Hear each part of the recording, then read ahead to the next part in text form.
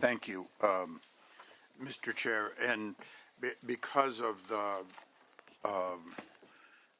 tremendous interest in this bill, I actually had a substantial number of the emails my office received pulled, and I read them. And I listened to the testimony. I've read and reread the analysis. And I think that, and one thing I should say just clearly is name calling is not persuasive. We're trying to look at this on the merits.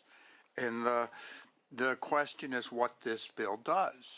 And what this bill does is it's one of many, many factors in deciding visitation and custody. Not the only factor, not the deciding factor.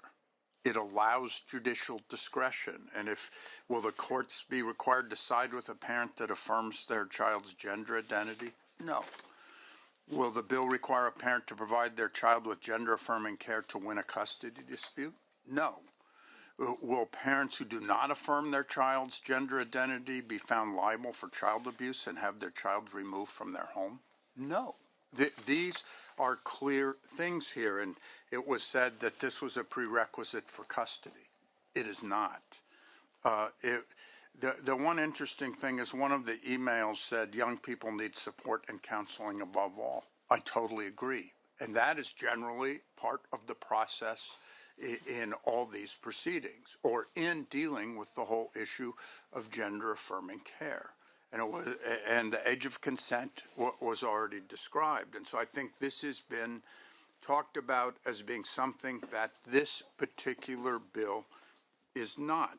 And the one other thing to say is Senator Wiener talked about just sort of gay and lesbian kids. And there was a very interesting study done by San Francisco State. It was roughly 10 years ago. And I think it addresses these issues, but it was something that was not a surprise. And it was looking at kids, and if they were substantially rejected by their family, it turned out they were at a much higher risk for drugs, for living on the streets, for having to do things to make a living that we would want no child to do. Or they felt if better about themselves, they were much more successful. And the interesting thing is they circled back to the parents that were surveyed. And it actually changed people's minds because the last thing they really wanted was for their kid to be on the streets or their kid to be more at risk because of them. And I think the same thing is at effect here.